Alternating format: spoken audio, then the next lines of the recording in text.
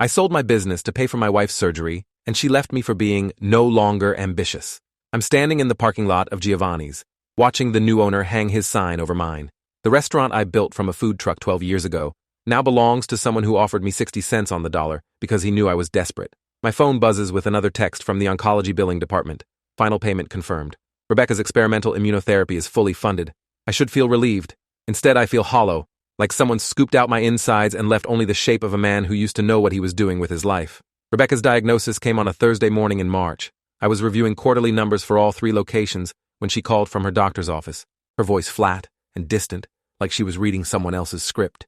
Stage 3, ovarian cancer, aggressive type, standard treatment, not enough. Her oncologist recommended a clinical trial at Stanford, combining traditional chemo with experimental immunotherapy that insurance categorized as elective. $400,000 out of pocket, maybe more, depending on complications. She apologized for ruining everything, which made me want to punch through the wall of my office. I called my accountant that afternoon. Gerald laid out the numbers in his clinical way, spreading scenarios across his desk like he was discussing weather patterns instead of dismantling my life's work. Liquidating assets would take months we didn't have.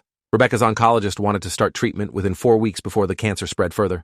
The only option that generated immediate cash was selling the restaurants outright, accepting whatever offers came fast enough to meet the deadline. Gerald kept saying there had to be another way, but we both knew there wasn't. The first location went in 10 days. Giovanni's in the Marina District, my flagship, the one that made my reputation. A developer had been circling for 2 years wanting the corner property for condos. He offered $800,000, half what I could have gotten if I'd had time to negotiate. I signed the papers in his lawyer's conference room, while Rebecca sat through her first round of testing at the hospital. The second and third locations followed within 3 weeks. I sold them to a restaurant group that promised to keep my staff, a promise they broke within 2 months. By mid-April, I had $2.1 million in the bank and no businesses left to run. Rebecca started treatment on April 23rd. The clinical trial protocol was brutal, combining standard chemotherapy with an immunotherapy infusion that made her violently ill for days after each session. I drove her to Stanford twice a week, sitting in waiting rooms that smelled like disinfectant and fear while poison dripped into her veins. She lost her hair by week 3, her appetite by week 5, 20 pounds by week 8. I watched my wife disappear into a shell of exhaustion and nausea while medical bills piled up like accusations. Every invoice felt like validation that I'd made the right choice, that restaurants were just buildings and food, while Rebecca was everything that mattered. The treatment cycle consumed our lives completely. I stopped seeing friends because I was either at the hospital or researching cancer studies online at 3 in the morning. I stopped going to the gym because Rebecca needed help getting to the bathroom. I stopped doing anything that wasn't directly related to keeping her alive and comfortable. My entire world narrowed to medication schedules, dietary restrictions, symptom management, appointment calendars. People told me I was being an amazing husband, but it didn't feel amazing. It felt like barely keeping my head above water while something massive kept trying to pull me under. Rebecca's sister Monica flew in from Boston in June to help with caretaking. She took one look at me and said I looked worse than Rebecca, which was probably true. I'd lost 15 pounds myself from forgetting to eat, from stress, from falling asleep on the hospital room couch instead of in my own bed. Monica insisted on taking over some of the appointment drives so I could rest, but I couldn't rest. Every time I closed my eyes, I saw worst-case scenarios playing out in vivid detail. I needed to be useful, needed to feel like I was doing something that mattered, instead of just waiting for test results to tell us if we were winning or losing. The scan results in August showed the tumors shrinking. Rebecca's oncologist used the word promising, which felt like the first deep breath I'd taken in months. The immunotherapy was working better than expected, pushing the cancer into retreat faster than the standard timeline predicted. Rebecca cried with relief, and I cried because she was crying, and Monica took pictures of us crying together that I later deleted because I looked like a ghost of myself. But the treatment had to continue through October to ensure complete remission, which meant 3 more months of the same grinding routine. Rebecca's energy started returning in September. She could walk around the block without needing to rest. She started eating solid foods again, without immediately vomiting. Her hair began growing back in these soft patches that made her look younger somehow, more vulnerable. I caught her staring at herself in the mirror one morning, touching her scalp with this expression I couldn't read. When I asked if she was okay, she said she didn't recognize herself anymore, that cancer had turned her into someone different. I told her she was still the same person I married, just stronger. She didn't look convinced. The October scans showed complete remission. No evidence of disease, the oncologist said, smiling for the first time since we'd met her. Rebecca would need monitoring for 5 years, quarterly scans to catch any recurrence early, but statistically, she'd beaten it. We were part of the success story, the percentage that survived aggressive ovarian cancer against terrible odds. Everyone congratulated us like we'd won something instead of just barely escaped losing everything. Rebecca's support group threw her a celebration dinner at a restaurant I used to compete with, back when I had restaurants to compete with. The celebration dinner was at Lucia's on November 3rd. 20 women from Rebecca's cancer support group filled a private dining room decorated with pink balloons and survivor ribbons. I sat at the head table next to Rebecca, who looked beautiful in a blue dress she hadn't been able to wear in months, her short hair styled in a way that made the regrowth look intentional.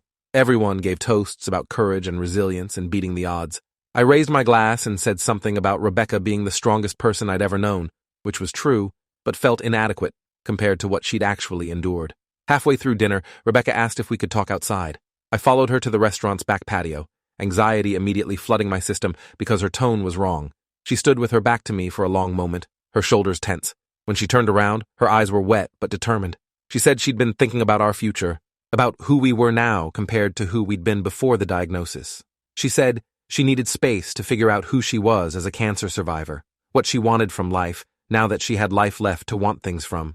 I didn't understand what she meant.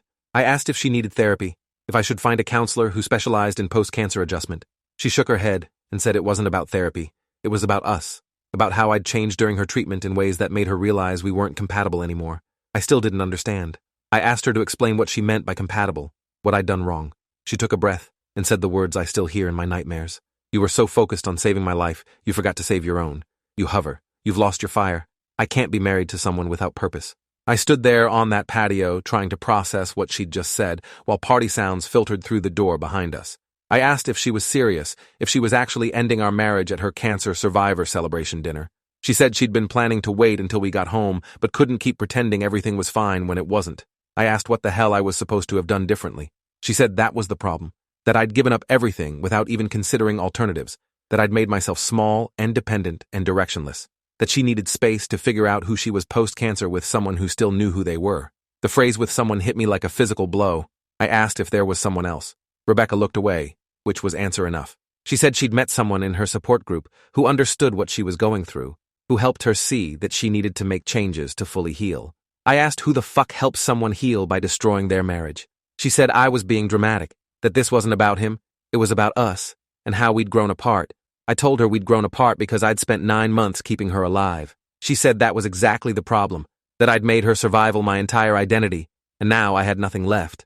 I left the restaurant without saying goodbye to anyone, drove home in a blur of rage and confusion and grief, sat in my car in our driveway for an hour, trying to understand how saving my wife's life had somehow become the thing that ended our marriage.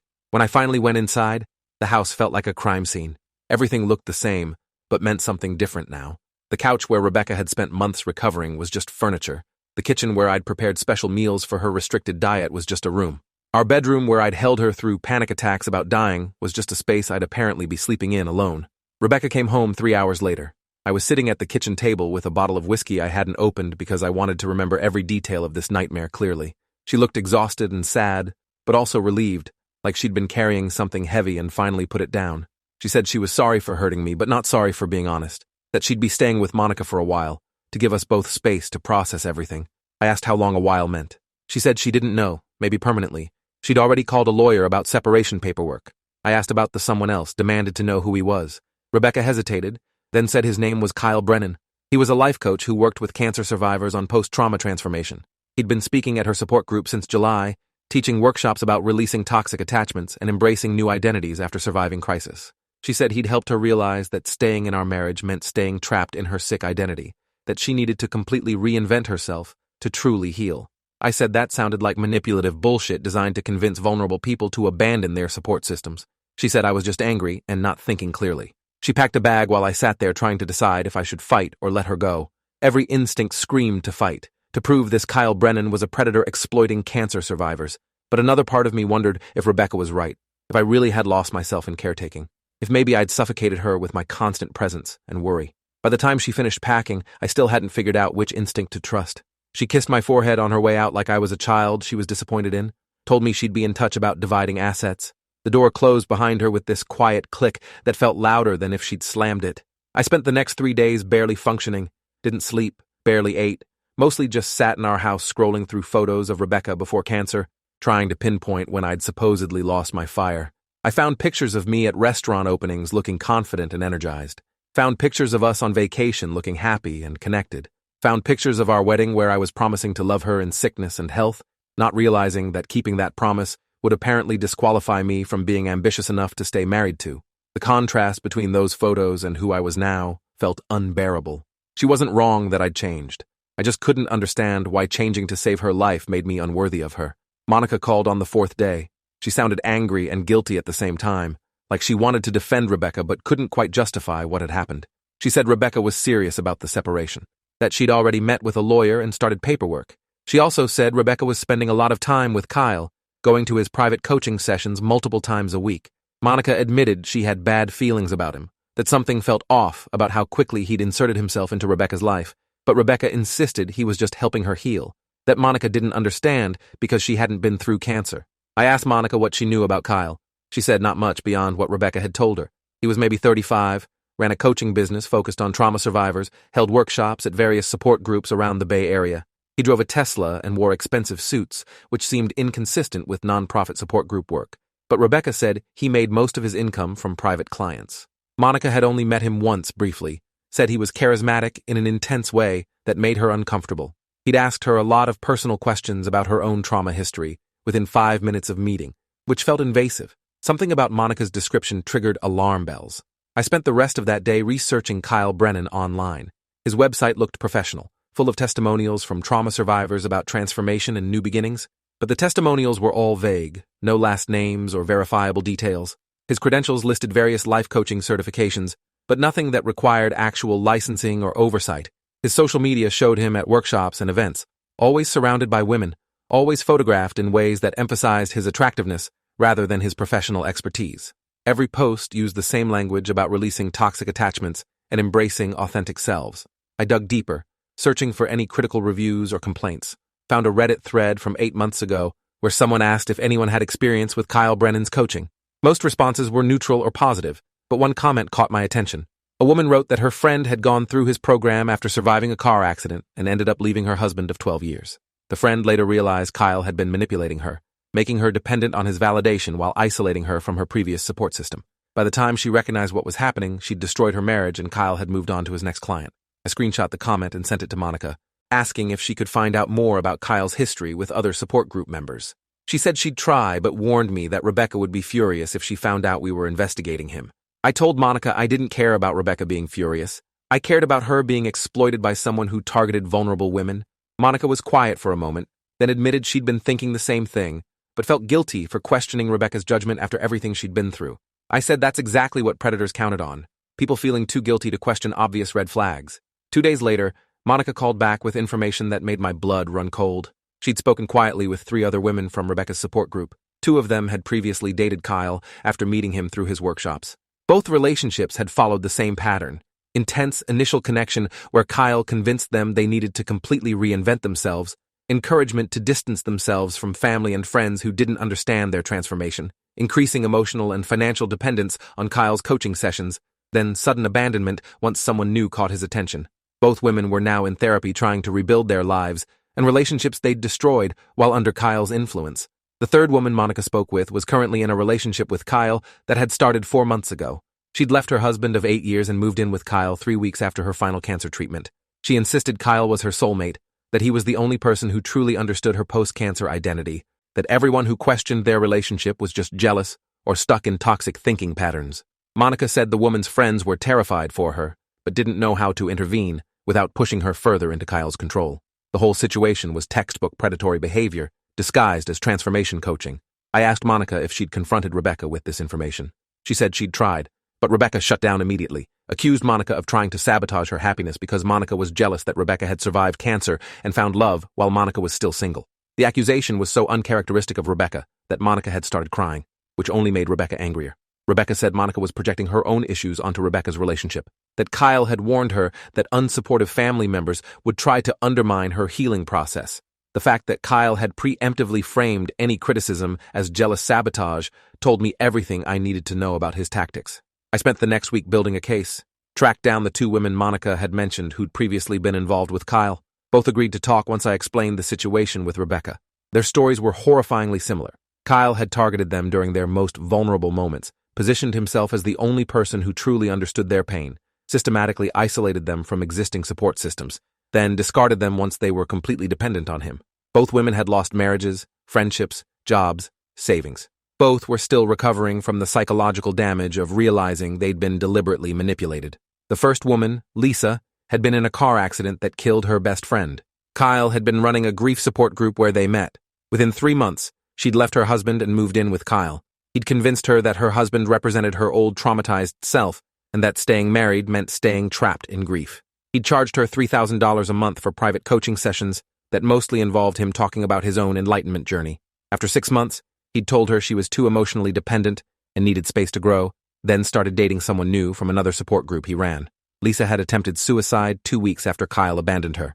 The second woman, Teresa, had survived breast cancer. Kyle had been speaking at her support group about post-cancer identity transformation. He'd convinced her that her husband's presence reminded her of being sick, that true healing required completely new surroundings and relationships. She'd left her husband after 15 years of marriage, quit her job to focus on Kyle's coaching program, and spent $30,000 on his various workshops and retreats. Kyle had dumped her over text message after 8 months, saying she'd become too needy. Her husband had refused to take her back. She was now living with her parents at age 42, working retail, and trying to rebuild from nothing. Both women agreed to provide written statements about their experiences with Kyle. They also connected me with a Facebook group called Survivors of Kyle Brennan's Coaching, which had 63 members sharing similar stories of manipulation and exploitation.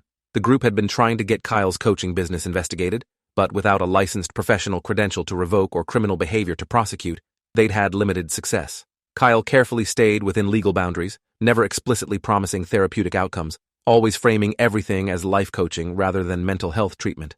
He was a ghost operating in gray areas that regulation didn't touch. I compiled everything into a document: testimonials from former clients, patterns of predatory behavior, financial exploitation, timeline of relationships with vulnerable women. I sent it to Monica first, asking her opinion on how to present it to Rebecca. Monica said Rebecca was so deep in Kyle's influence that direct confrontation would backfire, that Rebecca would just see it as the toxic attachment sabotage Kyle had warned her about. Monica suggested presenting the information to the support group facilitator instead, letting a neutral authority figure address the pattern of harm without making it personally about Rebecca's relationship. The support group met at a community center every Monday evening. I contacted the facilitator, a woman named Diane Foster, who ran the program through a nonprofit cancer foundation. She agreed to meet with me privately after I explained the situation. I showed her everything I'd compiled about Kyle's history. Her face went pale as she read through the testimonials. She said Kyle had been volunteering with various support groups for 3 years, always offering his services free to the groups while recruiting private clients from the membership. She'd had vague, uncomfortable feelings about him, but never concrete evidence of harm. Diane said the nonprofit couldn't ban Kyle from speaking without documented complaints from current group members. Everything I'd shown her was from people outside their specific group, but she agreed to contact the other facilitators whose groups Kyle worked with, compare notes about complaints or concerning patterns. She also said she'd bring up coaching ethics at the next meeting, create space for members to share concerns about external relationships without naming Kyle specifically. It wasn't the immediate action I wanted, but it was something. I left the meeting feeling like I'd at least started a process that might protect other women, even if it was too late to protect Rebecca. 2 days later, Diane called back. She'd spoken with 4 other support group facilitators. 3 of them had complaints about Kyle that they'd dismissed individually, but that formed a disturbing pattern collectively. Women leaving marriages shortly after starting Kyle's coaching program. Women spending large sums on his services while dealing with medical debt. Women becoming isolated from family and friends who questioned the relationship with Kyle. One facilitator had already stopped inviting Kyle to speak after a member's husband complained that Kyle was destroying his marriage. The facilitators agreed to coordinate their response and create guidelines for external coaches working with their groups. That Monday evening, I waited in my car outside the community center where Rebecca's support group met. I wasn't planning to go inside, just wanted to see if Kyle showed up, what he looked like in person. He arrived 15 minutes before the meeting in a black Tesla, wearing a fitted charcoal suit that probably cost more than most cancer survivors had left after medical bills. He was handsome in an aggressive way, with styled hair and a smile that looked practiced. He worked the parking lot like a politician, stopping to hug women as they arrived, holding eye contact too long, touching shoulders and arms with casual intimacy that felt calculated. Rebecca arrived 10 minutes later. She'd lost more weight since I'd last seen her, looked fragile in a way that had nothing to do with cancer. Kyle intercepted her at her car, pulled her into an embrace that lasted too long to be casual. When he finally released her, he kept his hand on the small of her back as they walked toward the building. Rebecca looked up at him with this expression of complete trust that made me want to break something. She'd never looked at me that way, not even before cancer, or maybe she had, and I just hadn't noticed, because I'd been too busy building restaurants to see what I had. I couldn't watch anymore. Started driving with no destination in mind, just needing to move. Ended up at the Marina District corner where Giovanni's used to be. The developer had already demolished the building. Just a vacant lot now with a chain-link fence and a sign announcing luxury condos coming soon. I sat there looking at nothing, trying to remember what it had felt like to be the person who built something on that corner, who had purpose beyond just surviving each day. Couldn't access the memory. That person felt like someone I'd read about in someone else's autobiography. My phone rang. Monica. She said Rebecca had called her crying after the support group meeting. Diane had addressed coaching ethics and asked if anyone had concerns about external relationships affecting their recovery. 3 women had spoken up about uncomfortable experiences with coaches who'd overstepped professional boundaries. Rebecca had been furious, convinced I'd orchestrated the whole thing to sabotage her relationship with Kyle. Kyle had apparently left the meeting early, telling Rebecca that toxic people were trying to destroy their connection, and she needed to decide if she was strong enough to choose her own healing path. Monica said Rebecca was now refusing to talk to her, had blocked my number, was posting on social media about cutting out people who didn't support her journey. Kyle was encouraging her to distance herself from anyone who questioned their relationship, framing it as necessary boundary setting for authentic healing. Monica was terrified Rebecca was going to do something irreversible like quit her job or sell her car to fund more of Kyle's coaching. I told Monica to keep trying to reach Rebecca, that eventually Kyle's pattern would reveal itself, that women were already coming forward with their stories. Monica said eventually might be too late. That night, I couldn't sleep. Kept thinking about Rebecca's expression looking at Kyle, about the pattern of women he'd exploited, about how easily he'd identified and targeted the vulnerable. I opened my laptop and started writing everything I knew about Kyle Brennan, not just the testimonials from other women, but the specific tactics he used, how he positioned himself as the only person who understood post-trauma identity, how he convinced women their existing relationships represented their traumatized selves, how he charged thousands for coaching that mostly involved making clients emotionally dependent on his validation, how he abandoned them once someone new caught his attention. I posted the document on the Survivors of Kyle Brennan's coaching Facebook group, asking for feedback on accuracy. Within an hour, 30 women had commented confirming the pattern, adding details about their own experiences. Several mentioned they'd tried reporting Kyle to various agencies, but nothing had stuck because he wasn't licensed, wasn't making medical claims, wasn't technically doing anything illegal. He was just an asshole with good instincts for exploitation operating in spaces where regulation didn't reach. Someone suggested creating a public website documenting his pattern, making the information easily searchable for anyone considering his services. I spent the next 3 days building the website, used a domain name that would show up in searches for Kyle's coaching business, included testimonials from women willing to use their names, timelines of his pattern, screenshots of his predatory social media behavior, made everything factual and verifiable, nothing that could be construed as libel. At the bottom, I added a section for Rebecca specifically, laid out the exact timeline of Kyle's pursuit of her, the manipulation tactics he'd used, the pattern that suggested she was just his current target rather than his soulmate. I sent the website link to Monica and asked her to share it with anyone who might get it to Rebecca. The website went live on a Friday. By Monday morning, Kyle's coaching website had been taken down. His social media accounts were set to private. Someone from the Survivors group reported that Kyle had posted a rant about defamation and revenge from bitter people who couldn't handle transformation, but he'd deleted it within an hour. Several support groups where he'd been working officially banned him from attending. The nonprofit Cancer Foundation issued guidelines requiring all external coaches to carry liability insurance and professional credentials. Kyle's business was collapsing under the weight of collective documentation. Monica called Tuesday afternoon. Rebecca had seen the website. She was devastated and furious, couldn't believe I'd publicly humiliated her by suggesting she was being manipulated. Kyle had convinced her this was all evidence of how toxic I was, how desperately I wanted to control her healing journey. But Monica had also heard from another support group member that Kyle had canceled all his upcoming workshops and private sessions. He told his current clients, including Rebecca, that he needed to step back from coaching work to focus on his own healing journey, which was exactly what he'd told his previous targets before abandoning them. I asked Monica if Rebecca was still defending him. Monica said Rebecca was confused and scared. Kyle had been her entire support system for months, and now he was pulling away, right when she needed him most. She was starting to notice inconsistencies in his behavior, how he'd promised to help her through the separation, but was suddenly unavailable when she called, how he'd said he loved her but was now talking about needing space for his own growth. Monica thought Rebecca might be starting to recognize the pattern, but was too invested to admit she'd been manipulated.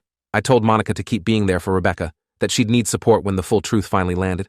The truth landed 3 days later. One of Kyle's current clients posted in a private cancer survivor forum that Kyle had started dating someone new, posted photos of Kyle at a restaurant with another woman holding hands across the table, looking at her with the same intense focus he'd used on his previous targets. The woman was newly divorced, just finished with breast cancer treatment, perfect for Kyle's standard playbook.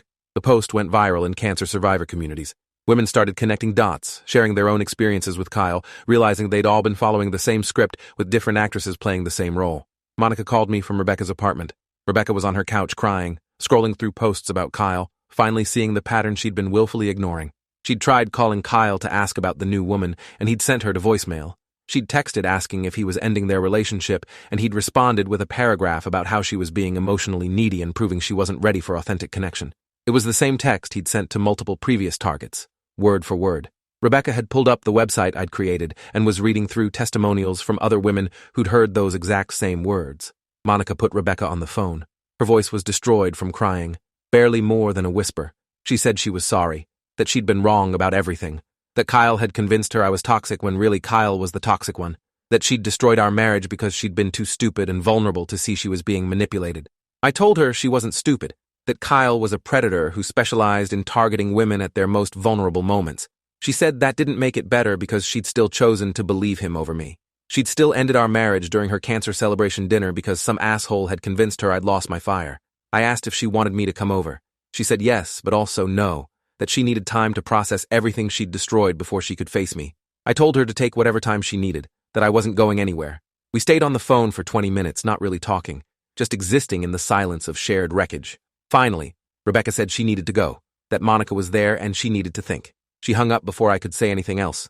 I sat holding my phone, wondering if we could rebuild from this, or if some damage was too complete to repair. The next 2 weeks passed in painful slow motion. Rebecca stayed with Monica, went back to therapy, started processing the layers of manipulation she'd been subjected to. I focused on figuring out what I was supposed to do with my life, now that I had no business and no wife and no clear purpose. Started looking at restaurant consulting opportunities, ways to use my experience without committing to full ownership again. Started going to a gym, eating regular meals, doing basic maintenance on myself I'd neglected during Rebecca's treatment. Started seeing a therapist to unpack the complicated grief of losing everything while saving the person who mattered most. Rebecca called 3 weeks after everything imploded, asked if we could meet for coffee, somewhere neutral and public. We met at a place neither of us had history with. She looked better than she had on the phone, less destroyed but more uncertain. She'd gained some weight back, let her hair grow out a bit longer. She ordered chamomile tea and spent 5 minutes stirring it before finally looking at me directly. She said she'd been doing intensive therapy trying to understand how she'd let Kyle manipulate her so completely, how she'd pushed away everyone who actually cared about her in favor of someone who saw her as a target. Her therapist had helped her see that cancer had destroyed her sense of identity and control. Kyle had offered her a narrative where she could be powerful and transformed rather than scared and diminished. The idea of releasing toxic attachments had felt empowering, when really it was just isolation disguised as boundary setting. The focus on post-trauma identity had felt enlightening, when really it was just Kyle convincing her that her entire previous life needed to be destroyed so he could mold her into whatever served his purposes. She'd wanted so desperately to believe she could be someone new and strong that she'd ignored every warning sign. Rebecca apologized for what she'd said at the celebration dinner, for telling me I'd lost my fire when really I'd just focused that fire entirely on keeping her alive. She said Kyle had poisoned her thinking, convinced her that my caretaking was actually control, that my sacrifice was actually weakness, that my love was actually toxic dependency. She'd repeated his words to me without recognizing they were his words, not her actual feelings. She wasn't sure anymore what her actual feelings were versus what Kyle had programmed her to think. Her therapist said it would take time to separate her authentic voice from the manipulation. I asked what she wanted from this conversation. She said she didn't know, that she'd destroyed our marriage and didn't expect me to forgive her or take her back, but she needed me to know she was sorry, that she saw clearly now what she'd done and who she'd hurt, that she'd thrown away something real for something fake because she'd been too traumatized to tell the difference. I told her I appreciated the apology but didn't know what to do with it, that I'd given up everything to save her life, and she'd responded by telling me I wasn't ambitious enough to deserve her, that I'd spent 9 months putting her needs above everything else, and she'd decided that made me pathetic rather than devoted. Rebecca started crying, said she'd been cruel and stupid and damaged, but also that some of what she'd said wasn't entirely wrong, that I had lost myself in caretaking, had stopped existing as a separate person with my own dreams and plans, that she'd watched me disappear into the role of Rebecca's caretaker and forgotten there used to be a David underneath who wanted things and built things and had purpose beyond just managing her illness. She said Kyle had exploited that truth, had twisted it into something ugly and manipulative, but the core observation wasn't entirely incorrect. I had changed during her treatment, and not all of those changes had been healthy. I sat with that for a long moment, asked if she thought we could rebuild something knowing all of this, knowing what we'd both lost and become. She said she didn't know if we could or should, that maybe too much damage had been done, that her therapist thought she needed more time working on herself before trying to repair our relationship, that Kyle had destroyed her ability to trust her own judgment about relationships, and she needed to rebuild that foundation before making decisions about our future. I told her that was fair, that I needed to figure out who I was now too, who I wanted to be outside the context of her illness or our marriage. We agreed to stay in communication, but not push for resolution, to give ourselves space to become separate people again, before deciding if those separate people wanted to build something together. It wasn't a romantic ending, wasn't even really an ending at all, just an acknowledgement that we were both lost and needed to find ourselves before we could find each other. We finished our drinks and hugged goodbye in the parking lot, holding on maybe 10 seconds longer than necessary. She drove away in Monica's car and I watched her go, feeling something between grief and relief and exhausted hope. 6 months later, I'm consulting for a restaurant group that's expanding into the peninsula. They hired me because they wanted someone who understood the Bay Area market, who had credibility from building successful locations. The work is interesting enough, uses my skills without consuming my entire life. I'm making decent money figuring out what I want to do long term. Rebecca and I have coffee every few weeks, slowly rebuilding something that might eventually become friendship or might become something else. She's working as an advocate for cancer survivors, writing about the vulnerabilities that predators exploit. Kyle Brennan disappeared from public coaching work, probably moved to a new city where his reputation hasn't caught up yet. Thanks for watching through. If you want more stories like this, subscribe now and drop your thoughts in the comments.